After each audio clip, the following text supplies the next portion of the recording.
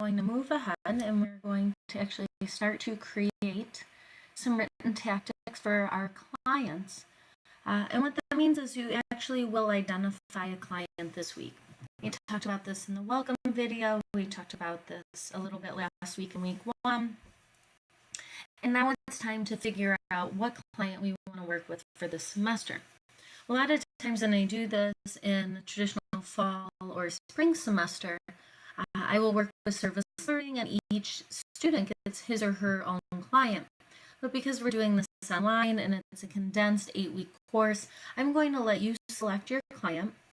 I want you to think about a couple things. One, because you're going to be working with them for the whole semester, the more information they have, the better. So what that means is, if possible, you want clients who have a strong website, who also have social media, if possible, because the more information you can draw from them, the more that you can look at and ascertain their look and feel, the easier it is going to be for you to learn and focus on creating the documents rather than figuring out how do I create this document and then how do I access enough information to populate the document. So you might consider, if this is an organization you currently work for or are interning with, you might also pick an organization you want to work at one day or intern at one day. Because at the end of the semester, you're going to walk away with a electronic portfolio demonstrating what you could do for them.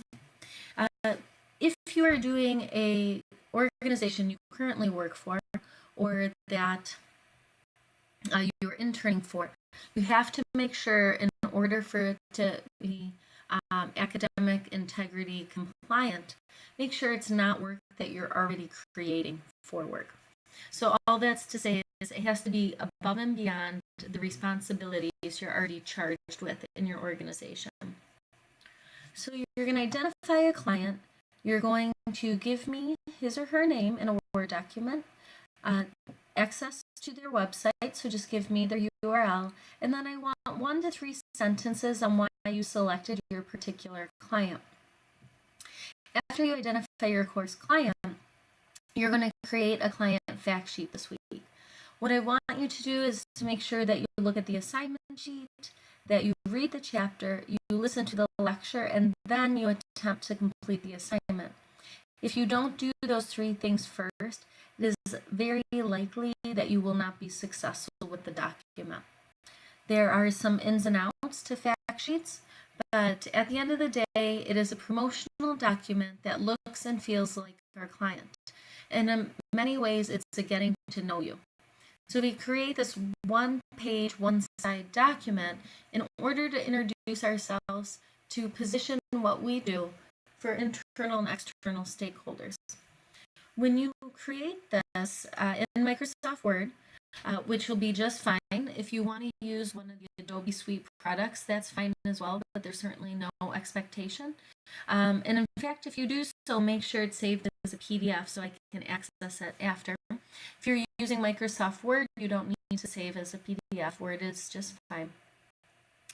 You will save these and upload them into the appropriate Dropbox.